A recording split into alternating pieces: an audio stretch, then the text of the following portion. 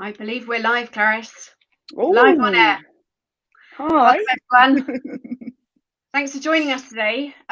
We have started a mini-series all about customer success. We're going to be covering 5 different areas, but this is really just one of the bigger LinkedIn Live series that we're doing from OpenBlend. So please check out our website, see what events, other events we're holding. I think it's also in the community on our OpenBlend page. Lots of really good topics, particularly around inclusivity and managers. Lots of good stuff coming your way. So just to give you a bit of a background, Clarice has joined OpenBlend recently, and it is a topic very close to our hearts. And we're kicking off this series today talking about the culture, customer success as a culture. And we're going to give you some takeaways. But to give it some context, we're going to be covering 5 areas. We're going to look at customer success as a culture today. We're going to look at what customer success is in a discipline and a science, customer success as an art, and then we'll look at the team as well. What are we doing? What things can we share with you? Our best practices that make us, I think, stand out. Our ways of doing things and some tips that hopefully you can take away. But we have a comments box. It is open for you to put in questions. So we do take questions as we go through, and we've got someone monitoring that. And we can, I guess, get started, Clarice. Absolutely. So our sort of, I guess, top or first rather than top, I suppose they aren't really in any particular order, topic to talk about is how we can improve by observing.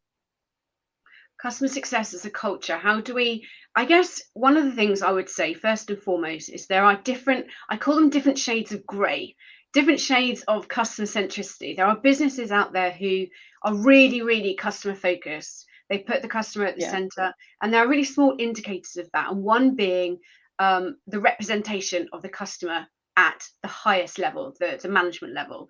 So I was brought into OpenBlend last July, really serious business about customer centricity, and we're going to talk more about how that has evolved into our business and the things that we've brought in. But observing, I guess, let's kick off with that then. So what are some actionable tips to help influence the customer centricity gauge in your businesses? And by observation, as I think customer success managers are usually quite good at speaking to customers, engaging with their other colleagues, and usually quite vocal, in my experience. In my experience too. And I guess I would say is that it's really important to also listen. So actually hearing what people are saying and getting a really broad baseline of understanding of how the business thinks, feels, reacts.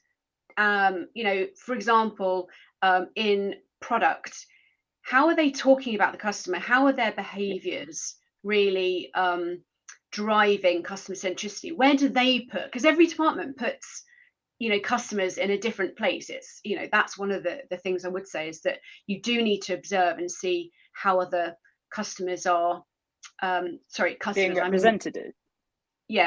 How that department is really treating the customer. So observing, absolutely.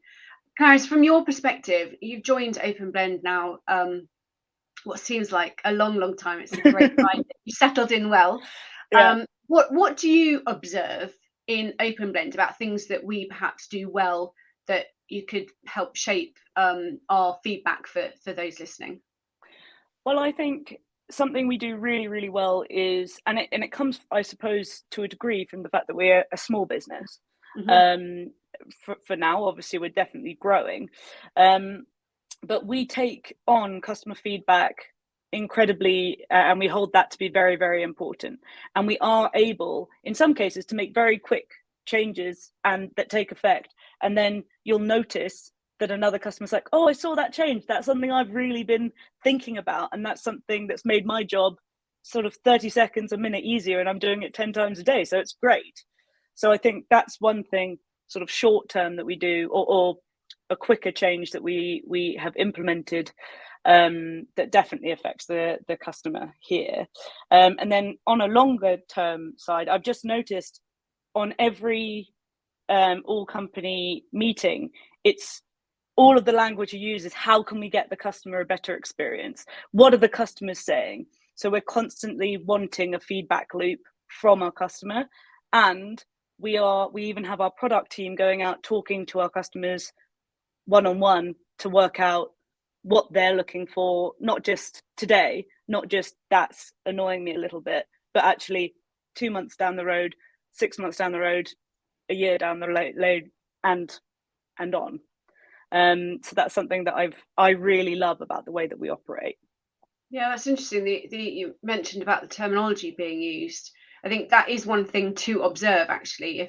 If I was saying to anyone out there listening, ways in which they can identify how customer centric the business is, listening to how people talk about the customer, or the frequency of how often the customer is talked about, and then knowing, of course, how different departments talk about the customer and how they're engaging and what that frequency of engagement is. Which kind of leads me on to the next point about this collaboration and cross-pollination. So in the past, I've worked really hard to help educate across a business who may not be customer centric. And by that, I mean working with other departments, using your ears, listening, observing, but then that cross-pollination piece, that collaboration, is working with a team to understand their position, knowing how their current processes are, where you could perhaps influence for the greater good for the customer, and not assuming that they're doing things that are correct, because we're all customer centric, but other teams may not be that way inclined. So you are influencing, you are really going to have to do this cross-pollination to influence, because it does impact the customer, and larger businesses will have a harder job at that. And in the past, I've brought product people in from another team just to watch how our team operate. Completely. Having sales join one of our meetings so they can really fully appreciate what our job is and how we talk about the customer, and set that good example of having the customer centric vision. And equally, they have a give and take. They have an opinion. I've found when we do bring those other departments into our conversations, they have such an interesting take that, because we have our sort of customer success hat on, we're like, oh, I'd never thought to offer that as an option to the client, which is just, I think that's where really great ideas come from as well. Totally. Yeah. I mean, don't underestimate the power of that collaboration and cross-pollination. It really does, sprinkle good things against other teams, but also it comes back to help us treat our customers better and, produce different points of views, or just different new fresh ideas, perhaps from a different place and different team thinking about things differently. And then also, I think in turn, when they take that change back to their company, then they might then go to the cross-pollination in their side and go, and their sales team might go, oh, or whatever it is, go, oh, that's interesting that came from our customer success manager. And I've heard a story where that's happened. So it's really nice to see that reflection. So how do you see that playing out in OpenBlend specifically, that collaboration piece? So we have a customer success, we call it a customer success surgery, which runs weekly. So where one of our team members will be struggling with something, and obviously as a customer success team, we've spoken about it, but we actually invite anyone who's available. It's optional to the rest of the company, essentially, to have their ears on this call and to really do exactly what we're talking about, bring their ideas, because the love of the product and the love of the sort of, or the goal, the goal that we all have is still there, right? So the love of the product and the goal is there. That made no sense, did it? I should just start my point again. So what I'm trying to say is, because we're all marching to the same drum of OpenBlend, how do we improve the customer experience? Then everyone comes up with some different ideas from their perspective, which is just it's such a lovely way to do it. And it's a lovely thing to do on a Friday, because everyone's sort of buzzing to get brainstorming. So it's really nice. Yeah, it does open up different perspectives. How then, I mean, we've all been in businesses where that isn't a naturally occurring theme, and you have to work harder. And sometimes it just feels that you're banging your head against a brick wall because you're trying to encourage change. You're trying to encourage this new way of working, or this collaboration that they perhaps are resisting.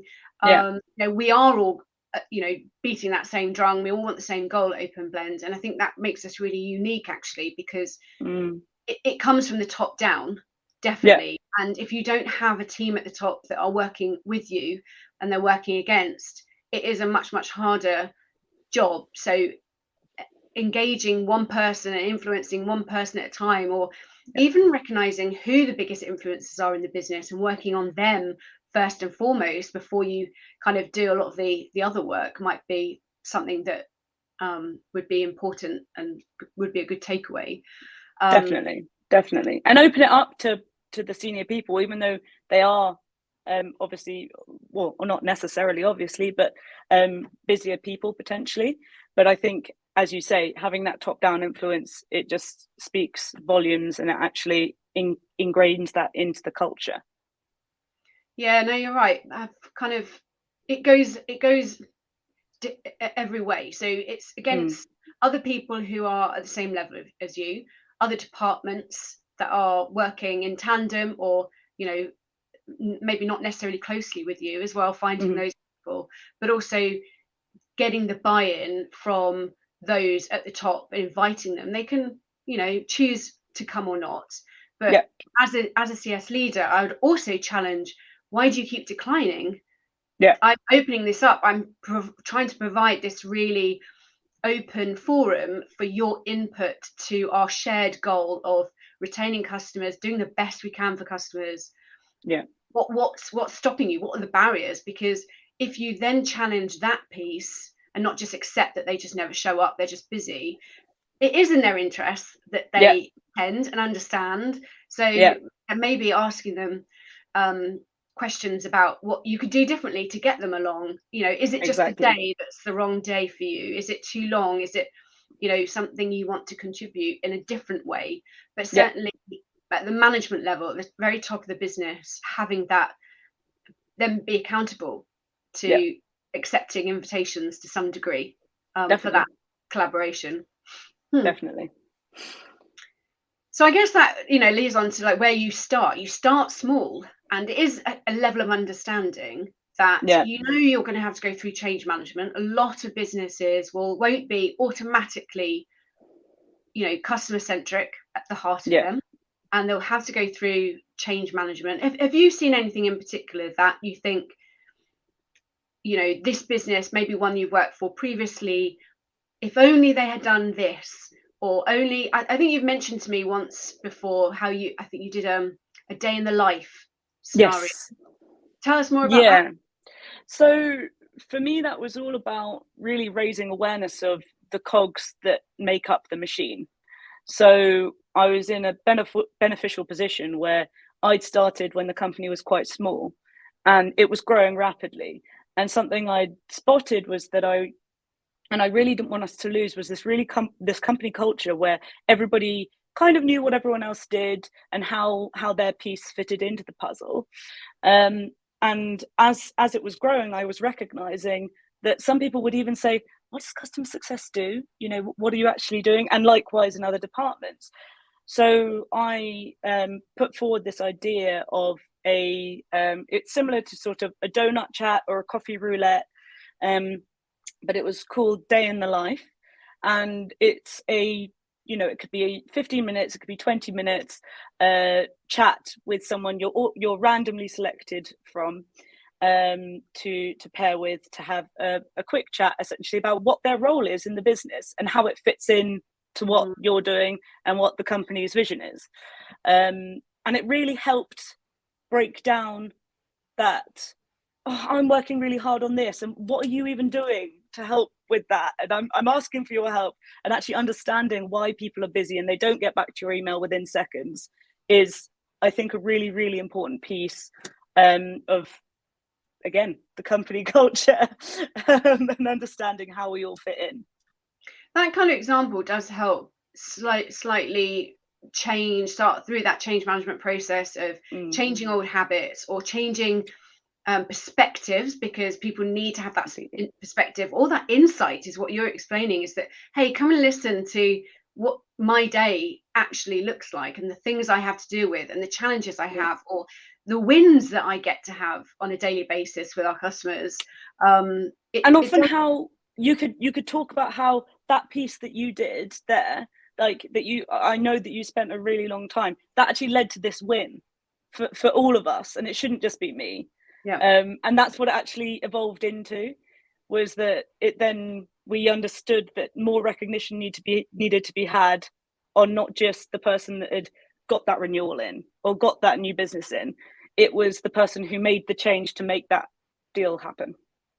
One other example of that, I love the examples. I love like demonstrating different ways this all can be achieved. I think it does take a lot of little things.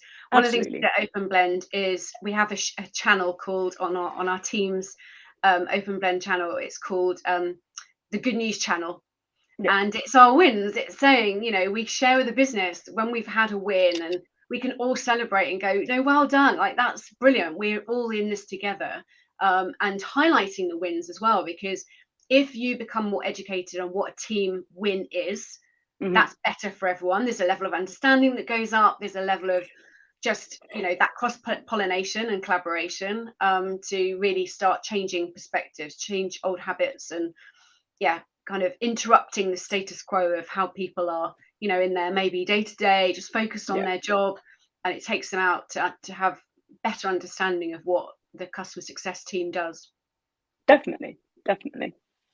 So, I mean, one other thing, you know, we talk about starting small and all the different things that could be done. We talked about day in the life. We've talked about the Good News channel.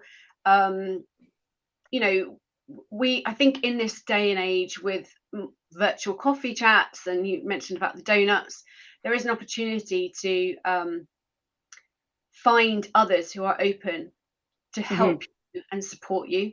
So knowing how you could use those opportunities to influence and engage and get someone else to commit to helping you. I know at OpenBlend, you know, the CS team is a very vibrant team. We all want to contribute to the business. And we do things like we run the quizzes for our team, our company days, and we're the ones who are serving other members of the business for our lunches. And we've done, you know, we've all made food and brought it in to share with our colleagues. So this very open forum to, you know, draw people into our world, I suppose, is something that we're naturally inclined to do as well. Definitely. I think it is our own little ecosystem within the business. And actually, when you do that, I think, and I've noticed it in a few businesses within customer success, people are drawn to that because it's sort of the fun piece, right? And the exciting piece. So make your team an exciting one to come and have a chat to, and the more available. You know, I think, as we said at the top, the classic sort of customer success personality type is that quite welcoming person, but other teams might not know that. So and we're talking about culture, so that is not just in your day-to-day work life. For us at OpenBlend, that spills out into the way we meet together in the office, the way that we contribute. So we are over contributing to the social events, to food, to helping others as much as we want to help our customers. It's in our veins to kind of reach out and help other members. So that's definitely an opportunity, I think, for others to do in their business, is to overgive. And because it's part of who we are, part of our way of life with our customers, and it kind of fits with our personality, and not to just be totally closed to only being CS. Like, open the doors, allow people to come in, be warm and friendly, and, you know, offer back. I think it does go a long way. And in that being welcome, being really curious as to what the other people who you're interacting with and you're cross collaborating with, what they're doing. So I mean, it all ties back in together because it's all part of the same piece. But it's great. Is there anything, let me quiz you a bit, is there anything that would make you if we flip this on its head, if you were accepting a job somewhere and you heard words such as X, Y, or Z, is there anything or any behaviors that you would just, we're talking to our customer success colleagues, our peers, our network. We're also talking to an audience that are, looking for vendors. And we've had so much positive feedback about once they've chosen to go with OpenBlend as their performance management tool, one-to-one tool, how well they have experienced CS and the journey through the onboarding. Like, it's overwhelming, and we have so many people who want to talk about the success with OpenBlend, but not everyone has that, and I'm not sure that people maybe know what to ask for. If you're a CSM going to another business, what are the flags that they should maybe look out for? And also, if you're looking for a new vendor, what detail might you ask to get an idea of that experience post-sale? Got any ideas on that? So I think the first point you said about if you're a CSM going to another company, how do you get a feel for what their customer success culture almost is, right? So I suppose red flags, it would be obvious if they sort of said, we work as a silo. If they essentially were, you can tell in the language that you're using, that the company you'd be interviewing with is using, if they aren't that kind of welcoming, opening team. I think one thing I would say as well is question their processes currently. So do they currently have playbooks that they work with to make it easy for a customer to almost self-serve their onboarding experience? Do they have open office hours?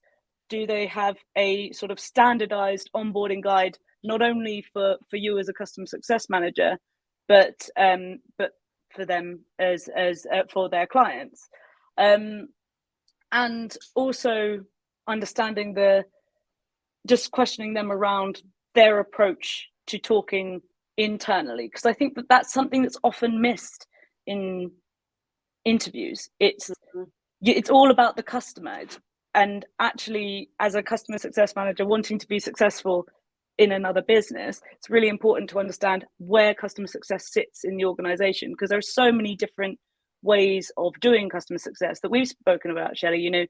Tech touch, really high touch, white glove service, and sort of everything in between. So getting a gauge for what level is it, all of the levels are you expected to offer. So that's sort of one thing. I hope that answered that side of the question. To answer that, I would just, before we go on to the next piece, I would say that there are some things that you could ask. I mean, we've talked today about contribution, we've talked about collaboration, understanding, observing. You could ask questions that are leading questions to say what extent you go through as a CS leader or my manager, CS manager, to create collaboration, create partnership. How many influencers are there in the business on customer centricity? Who's the biggest? Who's the biggest person? Because they'll answer, and they'll either say the CEO or the chief customer officer, or they'll say, oh, I don't know, that's a difficult question to answer. So that might be something. Yeah, actually, even asking the question, do you cross collaborate with other teams, and if so, how? Don't just let them say yes. Because you need to know, you need facts, hard facts. Exactly. And what days do you meet?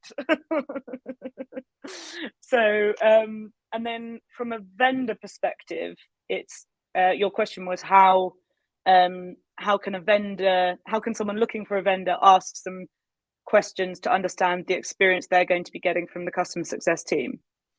So asking, will they have a dedicated customer success manager? Will they be just served by a team? Or actually using the phrase tech touch, because I think now it is a much more understood term. And for those that may not know, it is exactly how it sounds. It is fairly self-explanatory in its approach, where you in that business there may be a customer success manager, but that person may have sort of thousands of accounts where they're sort of monitoring them, but most of your interaction with that company will be automated emails, or sort of you'll be diverted to a help desk. Or a one-to-many, so there might be webinars exactly. to attend with several others, for example, Office rather than hours. one-to-one. Yeah, exactly. So I think that's probably one of the most important questions to ask, but also asking for case studies of people like that, because obviously if people have had a really positive experience, hopefully that means that they've had a good customer success experience as well. Yeah. And also it's often the customer success manager who's been integral in getting together those case studies. So all of us in customer success know it. You only get a case study from a client if you've got a good relationship with them. So they are a byproduct of that relationship. So I'd say those are my two main suggestions and takeaways. Yep.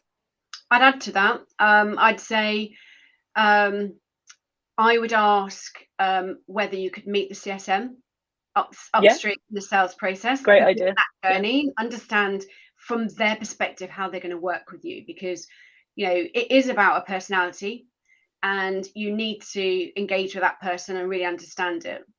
Understand the process from their perspective. They will be the ones that are bringing you through successfully to whatever it is you're hoping to achieve. So delivering on that success, right? And then secondly, I would say that I've just gone totally blank. I had a really good point as well. Oh, so annoying. It won't come back. That's so annoying. I can't remember. Should we see if there are any questions? That's what I was going to say. I've got it. It's a change management process. Yes. That you're going through, and you need the CSM team or the leader that you're going to be speaking with, or the team you're going to be working with, to understand its change management, not to give you so much information on the get-go, but lead you at a pace you're comfortable with. It can't be all about show up, throw up, this is what you need to go away. The CSM has to work with you in a really sensitive way that suits the way that you want to work and take you on the journey that you want to be on. So I would definitely add those two to the questions you can ask as a vendor. We provide conversations during pre-sale. We show exactly what you get in terms of your customer success hub. We give you a sneak peek under the covers before you become a customer, and I don't think vendors do that. We're not afraid to show that because we do things so well, but a lot of vendors won't show you that, and I think that's a differentiator. And I think also equally, not equally, but one of the simplest things I recognized that I did that had such a huge impact was asking clients, me being their CSM, so vendors look out for this, I suppose, is just them being curious for you. What meeting cadence works for you? I don't want to bombard you and say, I need you for 3 hours every week for the next 3 weeks. Make sure they're working to your schedule as well. Because sometimes I've experienced very heavy onboardings like that, which just, it doesn't work. It's information overload. Absolutely. So do we have any questions? Anyone on the line that has a question for us today? And if we don't, that's fine. We are, as you can tell, Clarice and I are keen advocates for customer success, and we could spend all day having this conversation. We do some days. But that's our job. We're always looking to find new ways of doing things. So we definitely want to hear from anyone who wants to contribute to the conversation. And give us some top tips perhaps, or share what they're doing in their vendor, their business, that we can learn from as well. We're definitely keen on pushing the innovation in our sector. So maybe if there is any questions, we can take them offline. We can come back to people, but just really appreciate you joining us today. And Clarice, are you going to tell everyone what our next session is? I sure am. Our next session is customer success as a discipline, and that we'll be giving our sort of top 10 success metrics in that department. So that's going to be on Thursday at 4 p.m. And hopefully we will see some more people there. Super. Oh, look at that. We finished dead on time. That's perfect. That's pretty good time management. Great first Another session. very important piece. Thanks for joining me today, Clarice. And I look forward to the next session with you on Thursday. Yeah, you too. Thanks, everyone. Thank you.